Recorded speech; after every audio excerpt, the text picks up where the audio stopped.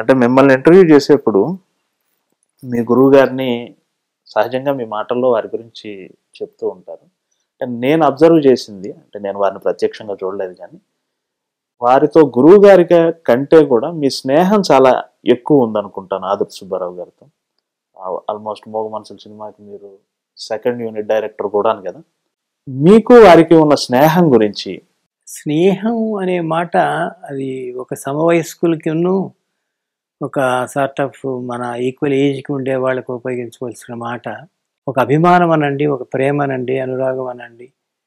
నాకు ఆయన మీద ఒక భక్తి ఉంది. నాకు ఆయనకి నా మీద ఒక పితృవాత్సల్యం లాంటిది ఉంది. సో ఈ రెండు స్నేహానికి వీటికి కొంచెం డిఫరెన్స్ ఉంది. స్నేహం అయితే ఇద్దరం కలిసి సిగరెట్లు తాగొచ్చు, ఇద్దరం కలిసి మందు కొట్టచ్చు. ఇలాంటి రిలేషన్షిప్ ఉన్నప్పుడు అది కుదరదు. ఎందుకంటే నేను ఆయన సినిమాలు డైరెక్ట్ చేస్తున్న కాలంలో నేను వాళ్ళ రికార్డిస్ట్గా పనిచేయటం వల్ల అసలు మొదలైంది అంకురం. అప్పుడు స్టార్ట్ అయింది. నేను నాలో ఉన్నటువంటి ఓ క్రియేటివిటీని గుర్తించినటువంటి వ్యక్తుల్లో ఆయన ఒకరు. తను సృజనాత్మకంగా కొంచెం ఆలోచించగలడు. సబ్జెక్ట్స్ మీద కొంచెం దీని గురించి ఏదైనా మాట్లాడుకున్నప్పుడు దీని గురించి ఎలాబరేట్ చేయటం కానీ, సబ్జెక్ట్ని ఏదైనా చేయటం కానీ, ఒక సీన్ డెవలప్ చేయటం కానీ, ఈ సెన్స్ ఆఫ్ ఇది ఉంది అని బాగా గుర్తించిన మనిషి కాబట్టి ప్రతిదీ నాతో ముచ్చటిస్తూ ఉండేవాడు, డిస్కస్ చేస్తూ ఉండేవాడు. డిస్కస్ చేసి నన్ను ఎక్సైట్ చేసి వదిలిపెట్టేవాడు, ఆయన ఇగ్నైట్ చేసి. నాకుండే దురద వల్ల, నాకుండే భక్తి వల్ల, లేకపోతే నాకుండే ఉత్సాహం వల్ల నేను అదంతా డెవలప్ చేసి మళ్ళీ 2 రోజులు 3 రోజులు ఆయన దగ్గరికి వెళ్ళి మనం ఇట్లా అనుకున్నాం కదా, అది ఇట్లా వస్తే ఇట్లా ఉంటుందని చెప్పడం జరిగింది.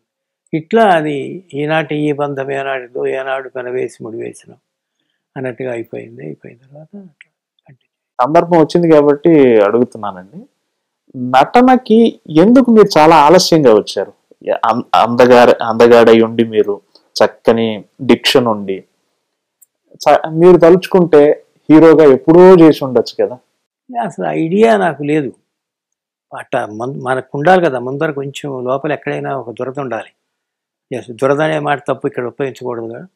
బట్ ఒక సార్ట్ ఆఫ్ ఇచ్చింగ్ ఉండాలి. ఇచ్చింగ్ ఉంటే మనం ఎక్కడొక్కడ కనిపించటము, ఏ ఇన్స్పెక్టర్ వేషం వేసేయటం తప్పుకున్న, లేకపోతే ఇంకోటి ఏదో ఒకటి చేస్తూనే ఉంటాడు డైరెక్టర్ అనేవాడు. If he wants to appear on the screen, ఎక్కడొక్కడ ఏదో ఒకటి ఒక చిన్న 2 minutes 1 minute అట్లా కనిపించి వెళ్ళిపోతూ ఉంటాం. అవన్నీ జరుగుతుంటాయి చాలా సినిమాల్లో. మన పాత సినిమాల్లో కూడా ఇదివరకు చెప్తుండేవారు, ఆల్ఫ్రెడ్ హిచ్కాక్ లాంటి వాడు ఎక్కడొక్కడ చోట కనిపిస్తాడు, మీరు కనుక్కోండి ఎక్కడున్నాడు అనే ఒక క్విజ్ కూడా పెట్టేవారు. అట్లాగే సుభాష్ గాయకుడు, వీళ్ళందరికీ కొంచెం సరదా ఉంది. వాళ్ళు దే ఆర్ బేసికల్లీ నేను acting also, because they came from acting school and all that. అలా నేను రాకపోయినా కూడాను నాకు అలాంటిది అనిపించేది కాదు. నాకు అనిపిస్తే నిజానికి ఎప్పుడో ఏదో ఒకటి దూరిపోయేవాడిని. అలా సుబ్రహ్మణ్యం గారికి మేమంతా రుణపడి ఉంటాం. వారు మిమ్మల్ని చాలా ఇన్సిస్ట్ చేసి ఒత్తిడి చేసినందుకు ఇద్దరు, బోత్ కమల్ హాసన్ అండ్ బాలసుబ్రహ్మణ్యం గారు ఇద్దరు బాగా గట్టిగా పట్టుకున్నారు. రంగారావు గారి తర్వాత మళ్ళీ అటువంటి నటులు వచ్చారు. ఆయన ఎక్కడ, మనం ఎక్కడ. కిషోర్ గారితో నేను మనసు ఇప్పిన ఈ ప్రోగ్రాం చూడండి, బాగుంది. ఐ డ్రీమ్స్ ప్రోగ్రామ్స్ మంచి ఫ్యాన్ ఫాలోయింగ్ వచ్చినారు కిషోర్, చూడమనండి అందరినీ.